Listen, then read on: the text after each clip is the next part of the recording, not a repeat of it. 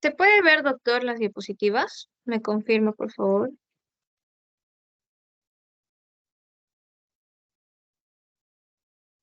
Su audio está apagado, doctor.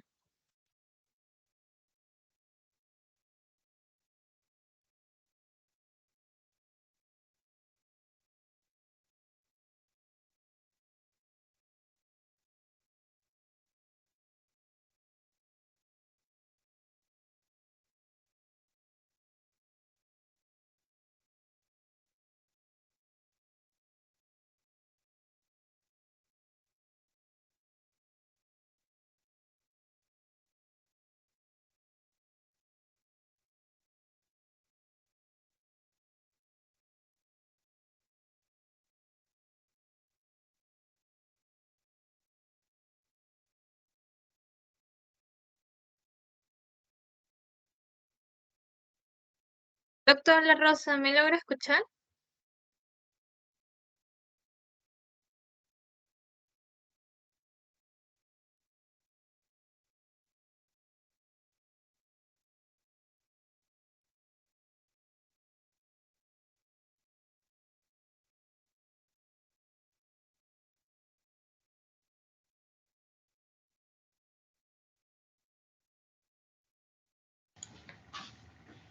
Ya, Stephanie, lo que pasa es que estoy acá en la lo que pasa es que estoy acá en la facultad y me ingresan pues consultas. Ya estoy, Ah, ¿ah? ya, doctor. Ya, Ya doctor, estoy. ¿se puede visualizar? Sí. Tú me dices a qué hora comenzamos. Ya podemos empezar, doctor. Ya se está grabando la reunión. Muy bien, gracias, Stephanie. Muy buenas tardes ya. Entonces, conmigo vamos a tener en esta oportunidad la clase de Trichuris trichuria, un parásito muy importante en la parte clínica, en la parte de parasitología.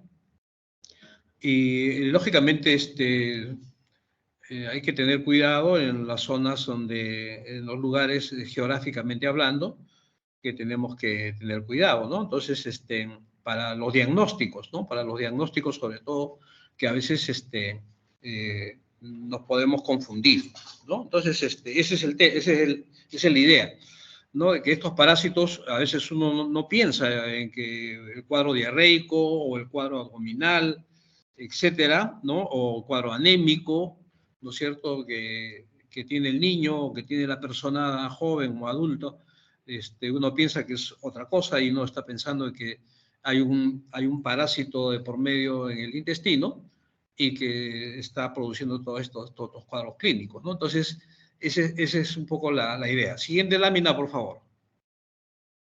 Esto es la clasificación del parásito. Pertenecen a los nemátodos, son afásmidos, y tenemos la especie Trichurias o también llamado tricocéfalo, ¿no es cierto? Básicamente en el argot médico de parasitología se conoce con este nombre de tricocéfalo. Siguiente, por favor. Esta es la figura que van ustedes a ver en la práctica. En la parte superior el huevecillo, ¿no es cierto?, con dos tapones al lado de cada extremo, un tonelcito. Dependiendo de la cantidad de luol que se le pone a la lámina en fresco, lo van a poder ver un poquito más oscuro o un poquito más claro. Entonces, pero eso es indistinto, no hay parásito que se pueda confundir con este huevecillo. Entonces son muy característicos. Y en los adultos, vean ustedes la forma de látigo que tienen al finalizar el cuerpo del parásito, tanto en la hembra, en el lado izquierdo, que es más grande que ahí, por favor, muy bien. Y el lado derecho, que es el macho, ¿no es cierto?, es mucho más pequeño. Esa es la naturaleza. La hembra es mucho más grande que el macho. Entonces, ya conocen ustedes ¿cómo se llama? Al tricocéfalo o trichuris trichuri. Siguiente, por favor. Aquí les presento un caso clínico, ¿no es cierto? Hemos querido poner algunos casos clínicos para que ustedes vean, ¿no es cierto?, cómo es la presentación del cuadro clínico, Es un niño de 5 años. Ahora, no, los casos no necesariamente son peruanos, así es que creo que por aquí hay uno que no es del país. Entonces, pero sirve, este es de Colombia, por ejemplo. Allá ya lo vi. Y creo que se fue a Chile y entonces y es un caso que se lleva de Colombia a Chile el niño. Entonces vean ustedes, está decaído, tiene decaimiento, tiene baja de peso y tiene diarrea. Son tres sintomatologías, ¿no es cierto?, que se nota en el niño y la madre lo lleva preocupado, ¿no es cierto?, al médico, al hospital. Entonces, lo encuentran con baja de peso, con palidez de piel y mucosas y discreto dolor en el abdomen. Vean ustedes el cuadro clínico, ¿no?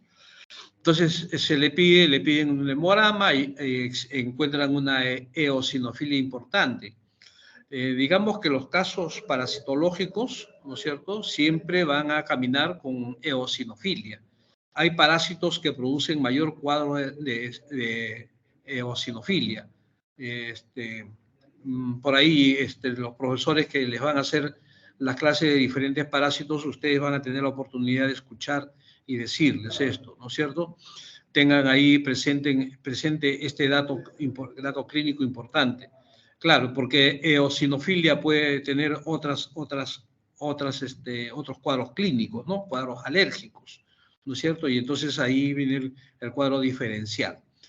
Hay cuadro de anemia microcíptica, ven ustedes, y con hipocromía, o sea, un cuadro anémico bastante evidente. Hematocrito 25%, es decir, un chico que está bastante anémico. Entonces se le pide toda su batería, ¿no es cierto? Y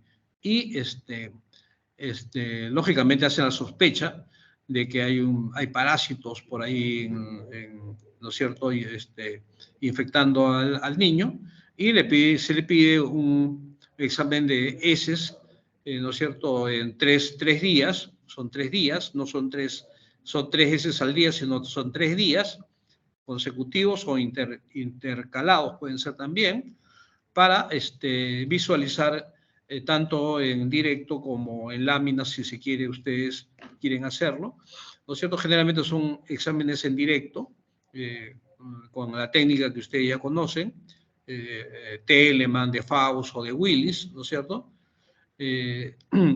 Encuentran en las heces huevecillos de trichuria y de Ascaris lumbricoides, ¿no es cierto? Vean ustedes. Y por ahí hay algunos comensales más como blastocystis, hominis, etcétera, ¿no? Entamoeba coli, etcétera, que son parásitos de alguna manera comensales, ¿no? Entonces se le hace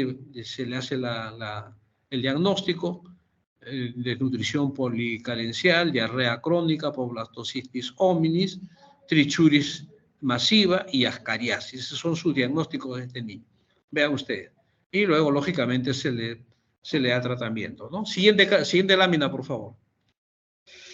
Este es un hombre de 45 años, igualmente, ¿no es cierto? Un ingeniero, ¿no es cierto? Es un ingeniero que consulta por astenia, dinamia y malestar general. Señala quedarse dormido en su oficina después de las reuniones de trabajo habituales. Vean ustedes, entonces es un cuadro que le preocupa a este señor, ¿no es cierto? A pesar de que dice que tiene una alimentación adecuada, etcétera, ¿no? Vean ustedes. Entonces va a consulta y entonces, lógicamente, seguramente que por ahí le encuentran en el examen físico, ¿no es cierto? Cuadro de palidez, etcétera. Sospecha de cuadro anémico y le toman un hemograma, también le encuentran anemia microcítica, hipocrómica, ven ustedes, ¿no es cierto? Un hematocrito de 30, algo disminuido. Se le puede hacer otros análisis también de sangre, ¿no es cierto? Ferritina, transferrina, etcétera, ¿no? Entonces, vean, ahí llega hasta endoscopía digestiva alta y colonoscopía porque lógicamente hay pérdida de sangre, hay cuadro anémico y sospechan que podría haber un cáncer en el estómago o un cáncer en el colon, ¿no? Que son cánceres que anemizan, ¿no? Anemizan al paciente, ¿no? Entonces, sangre escondida, ¿no? Sangre oculta, entonces se tiene que hacer todas estas cosas. Y en una persona de 45 años con cuadro anémico ya no piensas tan igual, ¿no es cierto? Clínicamente ya no piensas tan igual que con un niño, ¿no? Entonces ya aquí se piensa que ya hay un cáncer por ahí escondido, ¿no? Se le hace, pero vean ustedes, se le hace un examen parasitológico porque es una rutina, ¿no es cierto?, pedir examen de parásitos en heces y le encuentran trichuris, ¿no es cierto? Vean ustedes. Y el diagnóstico es anemia en estudio, anemia microcítica hipocrómica carencial, anemia microcítica hipocrómica por tricocefalosis, o sea, por trichuris, y hacen una sospecha de cáncer de colon. O sea, no se quedan conformes y están pensando que también puede haber ahí un cáncer de colon. Siguiente lámina, por favor. También igual, ¿no es cierto? Aquí hay un estudio, ¿no es cierto?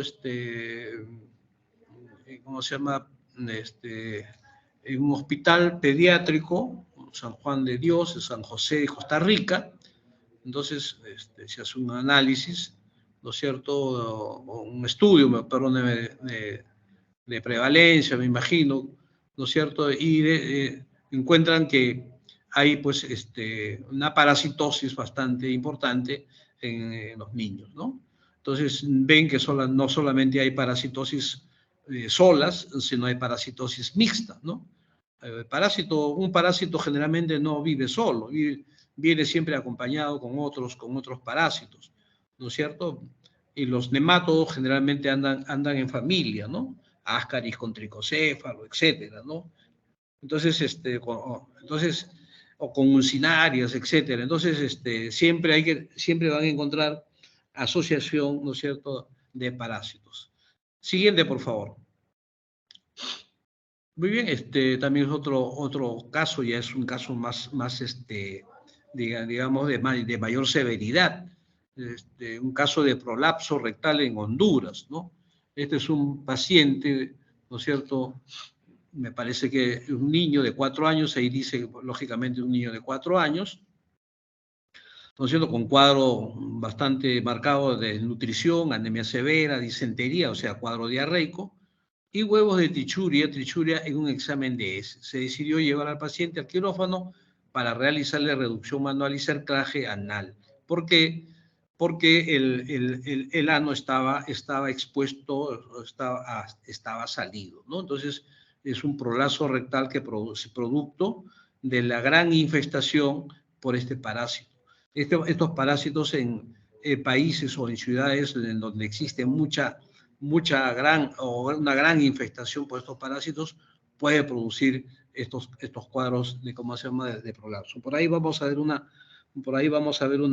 fotografía, ¿no es cierto?, que le hemos conseguido. Muy bien, ahí está la revista médica en Honduras del año 2014, si es que quieren revisarlo. Ahí está el dato en la parte inferior. Siguiente, por favor. Los sinónimos, como hemos dicho, son diferentes nombres que podemos encontrar en la bibliografía, etcétera. Entonces, pero generalmente son trichuriasis o tricocefalosis, ¿no? Siguiente, por favor. Cuando estudiamos los parásitos por agrupación y dentro del tema de los geohelmintos, ¿no es cierto?, de los geohelmintos, encontramos, lógicamente, a trichuris, acompañado de Ascaris lumbricoides, Hymenalepis nana, que es una tenia, Strongyloides stercoralis, uncinarias y filarias, ¿no? Son todos estos grupos de parásitos están encuadrados en este tema de la geohelmintiasis, ¿no? Entonces, trichuris también está ahí. Entonces, el tema es que estos parásitos, cuando están dentro del intestino de estos niños o de personas jóvenes o adultas, tienen, ¿no es cierto?, tienen una sensación de comer tierra, ¿no es cierto?, y comer tierra húmeda. Y se ve a los niños, ¿no es cierto?, en algunos sitios hemos visto a niños comiendo tierra.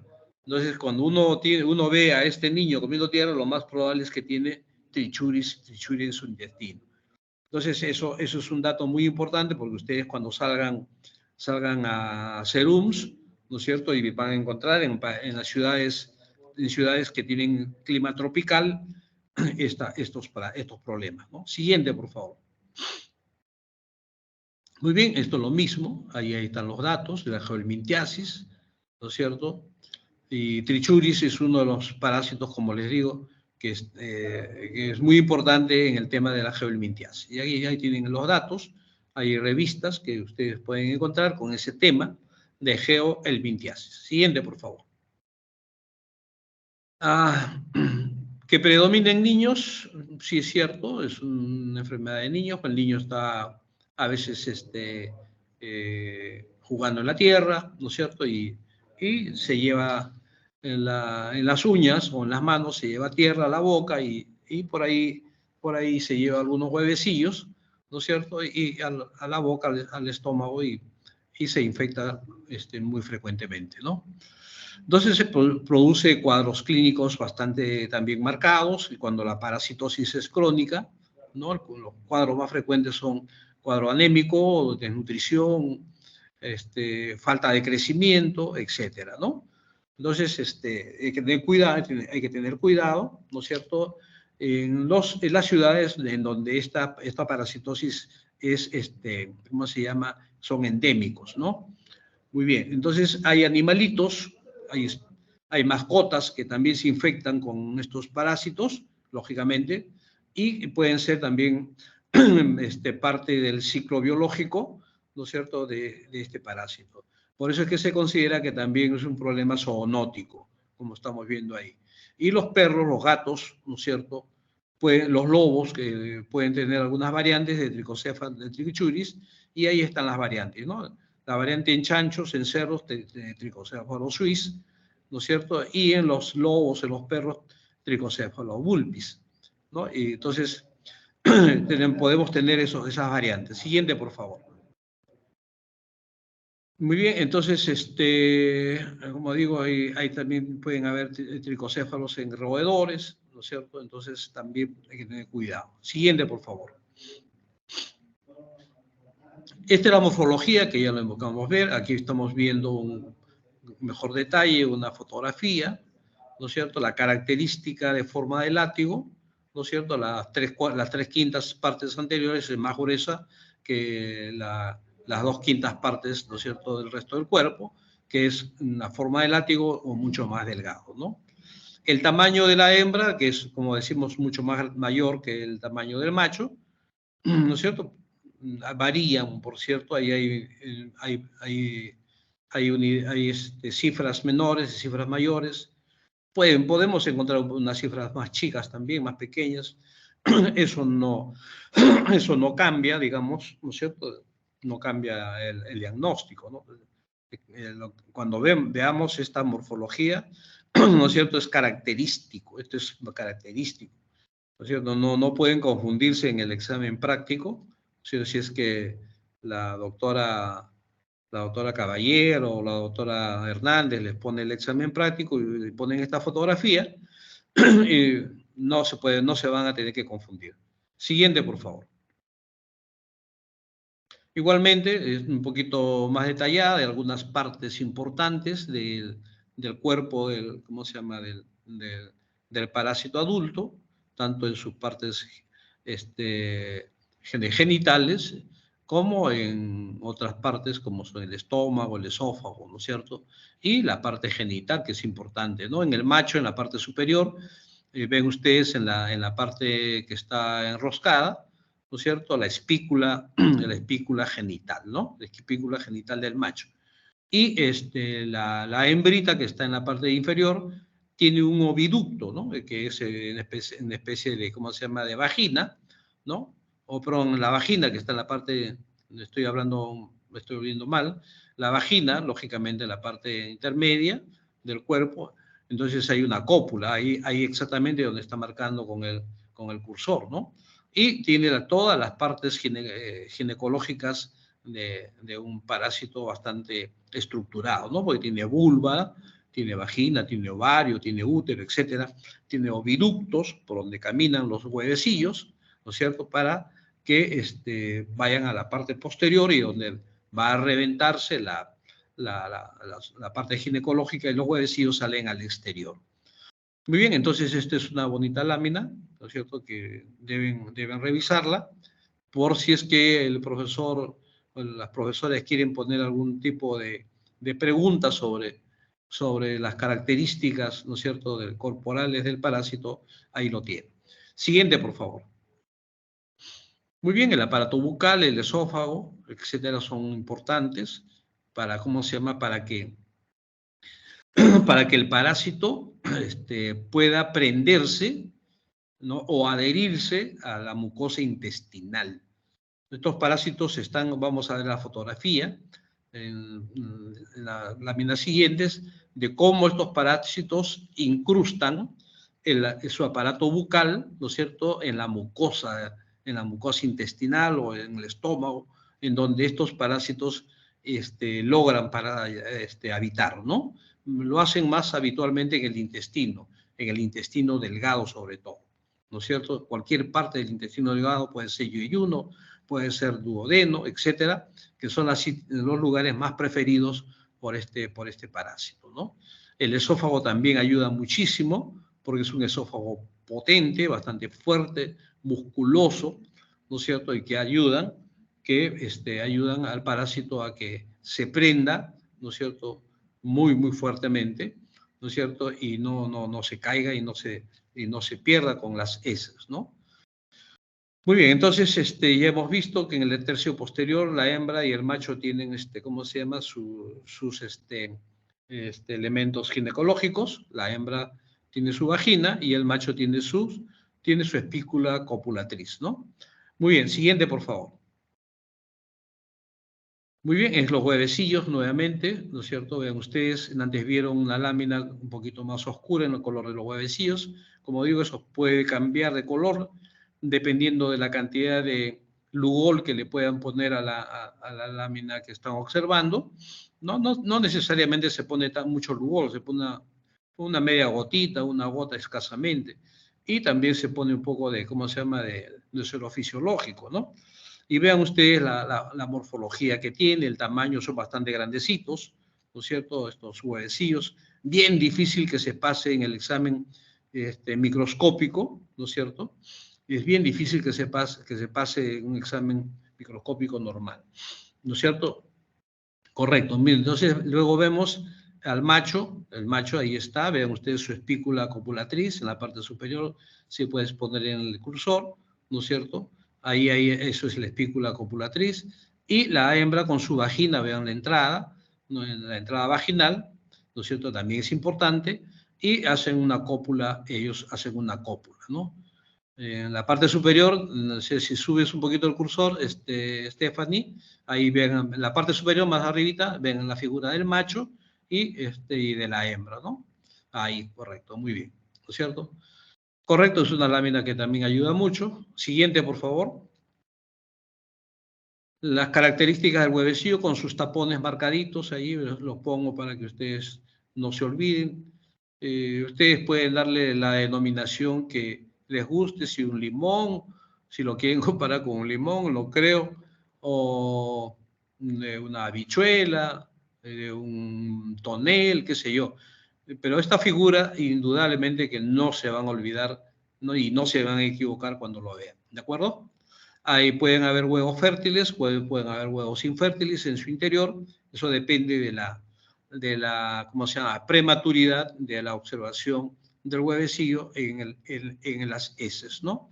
Normalmente en unos 7 días, en unos 15 días, dentro del huevecillo se forman ya las larvas, se forman los gusanitos y se puede observar inclusive dentro del huevecillo la presencia de los gusanitos, ¿no? Muy bien, siguiente, por favor. Estas son las diferentes formas de huevecillos que pueden encontrar ustedes, ¿no? Vean. Todo corresponden a trichuris, ¿de acuerdo? Lo que pasa es que están evolucionando, ¿no? Unos están, digamos, aumentando en días y volviéndose adultos, huevos adultos, digámoslo de alguna manera, y las otras formas más redondeadas o están disfiguradas porque en el examen de las heces sufrieron algún traumatismo, ¿no? Digámoslo de alguna manera, algún trauma y que o entraron a la centrifugadora, ¿no? Porque muchas veces las heces se centrifugan para obtener un concentrado en la parte final, ¿no es cierto?, del tubo y hacer mejor diagnóstico. Entonces, esa centrifugación puede maltratar los huevecillos y los puede dañar. Pero la forma, vean ustedes, no va a cambiar tanto, ¿de acuerdo? Muy bien, siguiente, por favor. Bien, ya vamos a ir viendo nuevamente una fotografía que lastimosamente está en inglés, pero ustedes como leen bien el inglés, ¿no es cierto?, no van a tener problema. Entonces, el macho, este es el macho. Siguiente, por favor. Esto es una fotografía de lo que recuerdo. Encontré esto en una endoscopía. Se hizo una endoscopía a un paciente joven adulto y se encontró que tenía ¿cómo se llama?, la presencia de estos gusanos, estos parásitos en el estómago. Esta es una cavidad del estómago. ¿De acuerdo? Vean ustedes, el paciente llega por una gastritis, llega por un dolor que lo tiene varios días, varios meses, pensando en que es otra etiología, ¿no? Puede ser que piensen que es un Helicobacter pylori, etcétera, ¿no?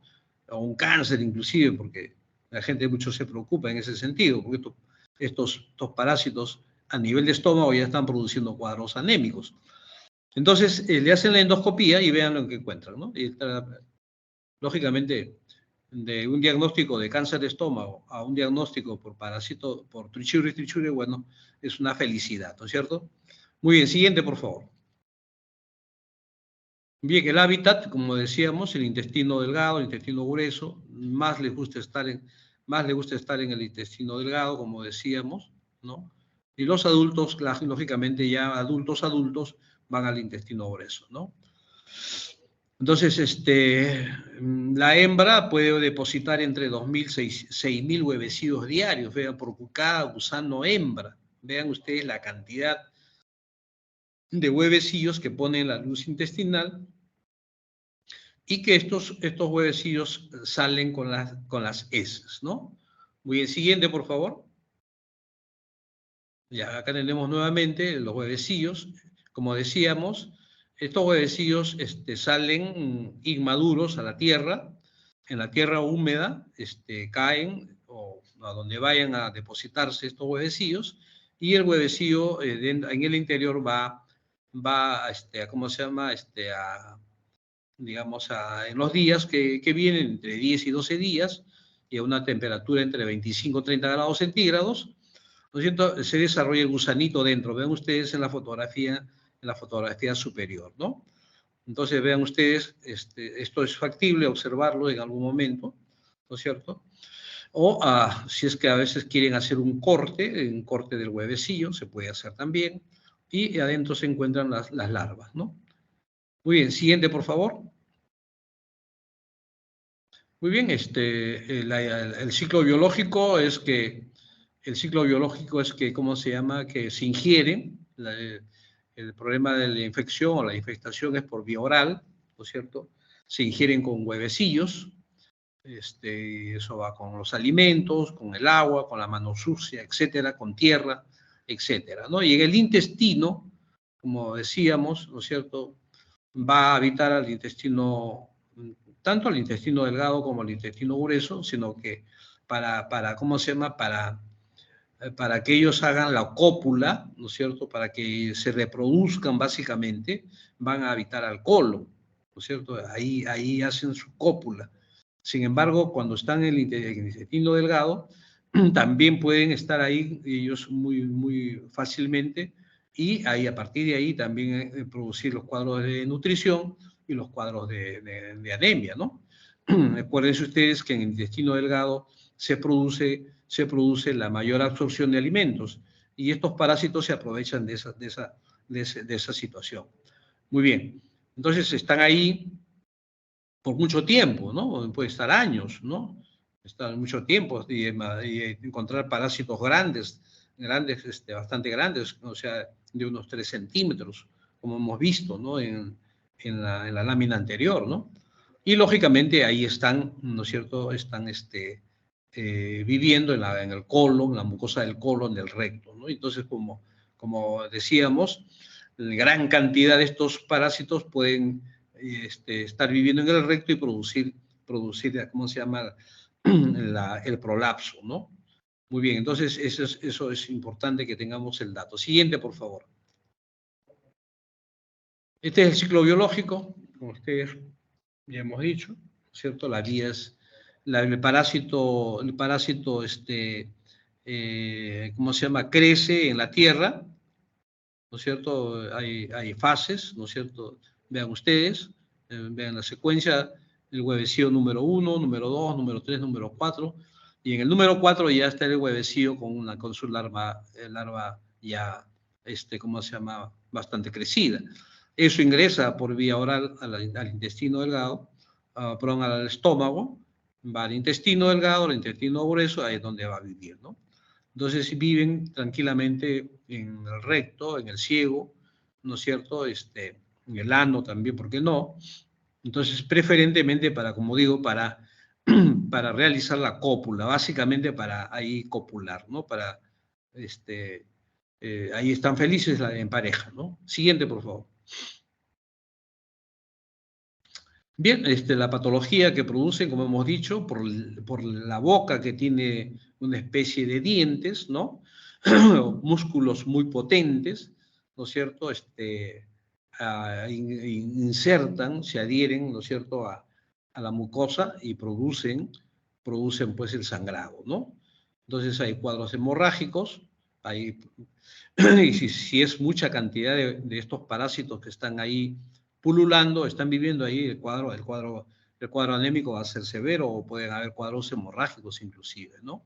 Entonces eso depende de la cantidad de parásitos que exista dentro del intestino, ¿de acuerdo? Siguiente, por favor.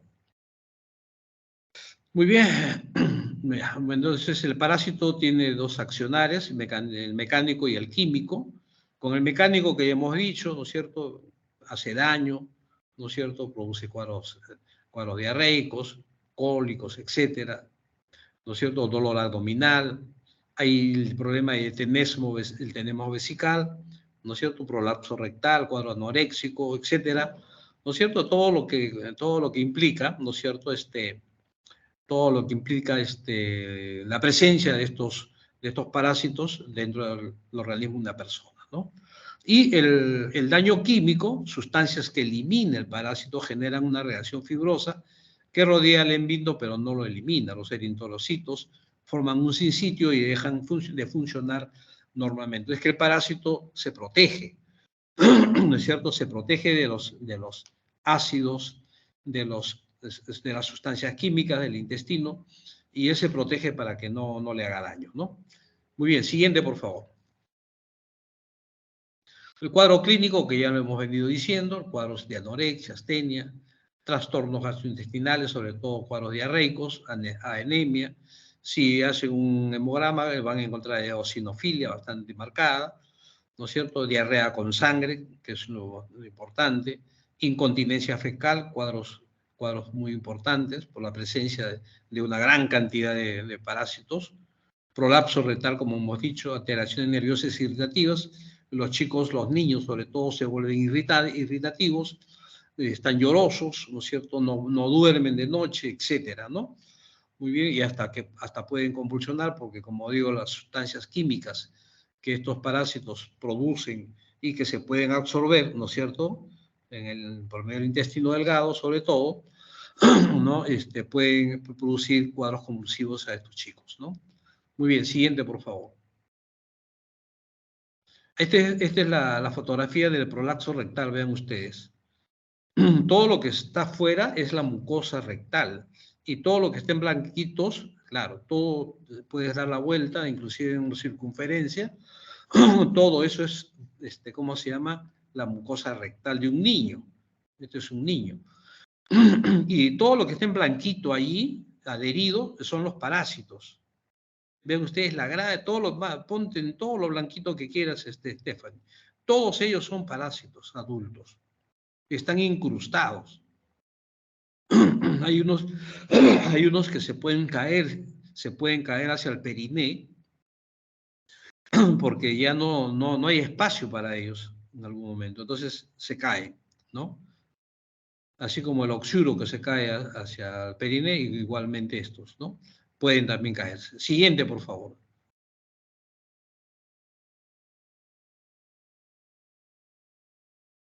Siguiente. Muy bien, la exploración física, el examen que ustedes van a aprender, a examinar el abdomen, etcétera. Siguiente, por favor. Ya esto van a aprender en clínica, a hacer el examen manual en el abdomen, etcétera. Muy bien, el diagnóstico, el examen de las heces, ¿no es cierto? Los métodos que ustedes conocen, método de Willis, el Telemann, del Faust, Cato-Katz. Lo que más hacemos en el laboratorio es Faust, ¿no? Faust, pero pueden combinar, ¿no? Pueden combinar. Los métodos son muy sencillos, ¿no? Muy bien, entonces, el parasitólogo puede decirnos que son infecciones leves, si es que ve menos de 5.000 huevos por gramo, infección moderada, si ve entre 5.000 y 10.000 huevos por gramo, y ahí severas cuando ya pasa de 10.000 huevos por gramo, ¿no? Entonces se puede contabilizar también estos huevecillos, hay una técnica, ¿no es cierto? Una lámina, hay una técnica con una lámina que tiene unos cuadraditos, y en cada cuadradito pueden hacerse una tabla de multiplicación. Siguiente, por favor. Esta es la biopsia, esta es una biopsia de una mucosa de intestino grueso. Vean ustedes cómo están los parásitos prendidos. Ahí se le ha puesto una coloración, me parece, ¿cómo se llama? De Jens o un color azul, no sé, me parece.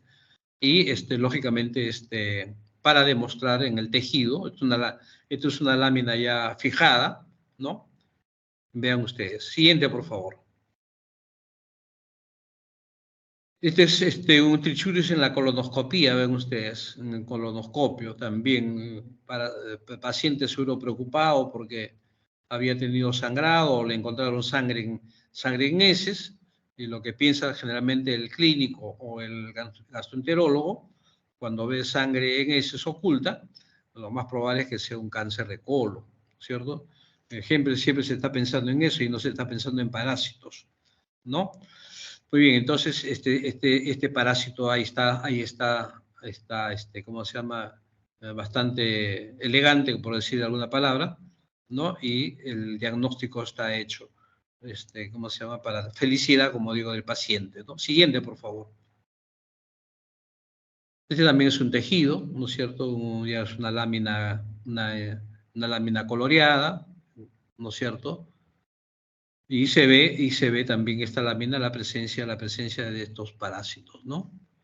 Ya hacen el anatomopatólogo y hace una descripción más detallada, más fina, de acuerdo a su especialidad, etcétera, ¿no? Siguiente, por favor. Las complicaciones, como podemos suponer, el poliparasitismo que hemos dicho, estos parásitos no andan solos, siempre andan acompañados de otros parásitos que pueden complicarnos la salud. Prolapso rectal, anemia ferropénica, apendicitis también pueden producir, vean ustedes, una larva pequeña se puede ir hacia el apéndice y producir cuadros de apendicitis. Se han visto cuadros de apendicitis y dentro del apéndice se descubre que ha habido un parásito, ¿no? Puede ser un ascaris también, puede ser un oxuro, que son oxuros también son pequeños, ¿no? Y puede ser este parásito también. Infecciones bacterianas secundarias, retraso en crecimiento, ¿no es cierto? Y también, ¿por qué no? Déficit cognitivo, los chicos no atienden bien la clase, etcétera, tienen problemas. Siguiente, por favor.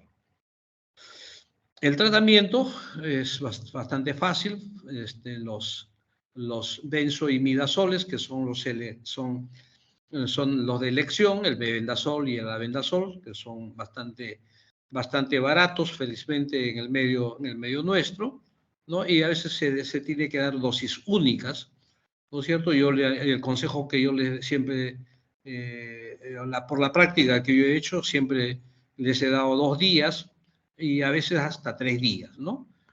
Porque hay colegas, hay pediatras, hay colegas internistas que solamente le dan un solo día, ¿no? Quizás sí, es efectivo una sola toma, pero a veces es necesario asegurarnos el tratamiento y si vienen de zonas endémicas, lógicamente lo mejor es tener una mayor cobertura en días, ¿no? Yo a veces le daba hasta 3 días, ¿no? Son medicamentos no absorbibles, actúan lentamente, inhiben la captación y utilización de glucosa por el gusano, agota su reserva de glucógeno, produce disminución de ATP y el parásito se muere. No se recomienda usar en embarazadas, ¿no es cierto? Ahí se utiliza el palmoato de pirantel. Es un jarabito, una pastillita bastante, ¿cómo se llama? Bastante, digamos, livianito, ¿no es cierto? Pero muy bueno, muy efectivo y podemos utilizar en las embarazadas, ¿no? Muy bien, siguiente, por favor. Bueno, entonces ya también es un estudio de investigación en Venezuela y se hace pues en una torta, ¿no es cierto?, la presencia de parásitos que están solos, de parásitos que están acompañados, ¿no es cierto? Y vean ustedes, pueden hacer ustedes un trabajo también de investigación, ¿no es cierto? Y demostrar que estos parásitos, ¿no es cierto?, no siempre están solos, ¿no? Muy bien, siguiente, por favor. Dosis de tratamiento, 400 albendazol, 400 miligramos por día, por 3 días. Eso es lo que yo digo generalmente. A veces el laboratorista que nos viene a dejar la muestra médica nos dice, doctor, doctora, solamente en una sola dosis, ¿no? La recomendación, como digo, son 3 dosis. Y en niños generalmente hay que utilizar por kilo de peso. No se olviden, el pediatra tiene la muy buena costumbre, ¿no es cierto? Y así deberíamos hacer siempre nosotros nuestra práctica médica farmacológica de prescribir siempre por kilo de peso, ¿no? Los niños, más bebitos también inclusive, hay que darles dosis muy apegadas a su peso, ¿no? Pamoato dipirantel, dosis única, una tableta masticable de 250 miligramos en niños de 6 meses a 2 años. ¿De acuerdo? Hay tabletas que se mastican, tienen buen sabor, ¿no es cierto? Le ponen sabor a frambuesa, etcétera, como si fuera un chicle o un caramelo, y el niño lo come, ¿no es cierto? Porque antiguamente teníamos jarabes o pastillas que eran bastante feos en su sabor y el niño no lo quería tomar. Muy bien, entonces las dosis para niños mayores de 5 a 12 años y para los adultos también. Siguiente, por favor. El mebendazol, como decíamos, el mebendazol también puede utilizarse ¿cómo se llama? Para retratamientos, ¿no? Para retratamientos, ¿de acuerdo? El yoduro de ditiazina también, en algunos casos resistentes, yo no he visto casos resistentes de ¿cómo se llama?, de trichuris, pero puede por ahí existir algún caso, algún parásito que se resista. Entonces hay que atacarlo siempre con otros tipos de medicamentos, ¿no? Y el tratamiento debe ser a la familia, inclusive a las mascotas. No se olviden de que la mascota también vive en la casa y que ella también puede infectarse, ¿de acuerdo? Entonces, en reinfecciones hay que tener cuidado, ¿no es cierto? Siempre hacerle examen de ese a los niños que han tenido esta parasitosis u otra parasitosis.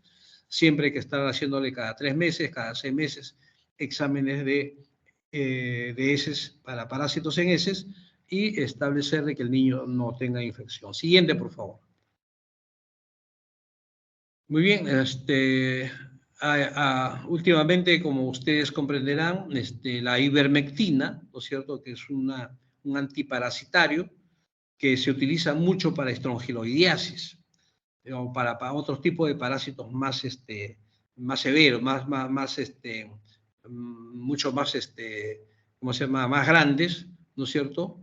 Y que a lo mejor con mebendazol, la bendazol no se eliminan fácilmente, ¿no? Entonces, ivermectina, que últimamente se utilizó también en algunos casos para COVID, ¿no es cierto? Este ivermectina también es muy bueno para estos tipos de resistencia, ¿no es cierto?, a parásitos, ¿no? Y lógicamente cuando hagan la clase de estrongiloides, seguro que ahí sí van a hablar de esta ivermectina con mayor acuciosidad, ¿no? Siguiente, por favor.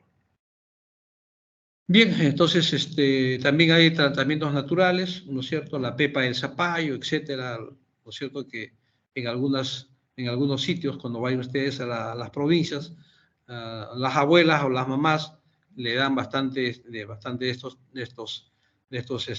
productos que tienen o hierbas, algunas hojas, ¿no es cierto? Que son antiparasitarios, ¿no? También, o sea que no se hagan problemas. Siguiente, por favor. Muy bien, la profilaxis, ¿no es cierto? Es que tenemos que tener siempre el cuidado con el hervido de las aguas, los alimentos bien lavados, ¿no es cierto? No usar, no hacer las deposiciones en el suelo, fabricarle sus letrinas, etcétera, ¿no? Muy bien.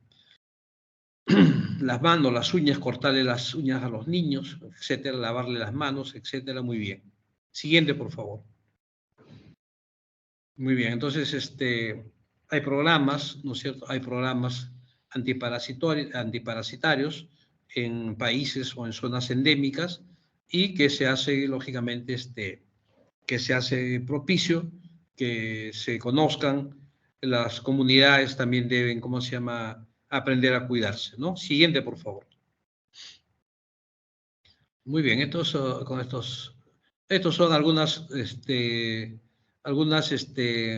presencias que hay en las heces, por ejemplo, los cristales de Charcot de Leydig, que son más o menos son unos restos de células, ¿no? En este caso de eosinófilos, que por ahí están confundiendo, que dan la idea de que puedan ser parásitos, ¿no?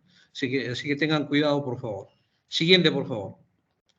Creo que ahí está el parásito, con esto creo que es la última. Siguiente. Vean ustedes cómo están enrollados en gran cantidad de estos parásitos. Vean ustedes la gran cantidad de parasitosis. Siguiente.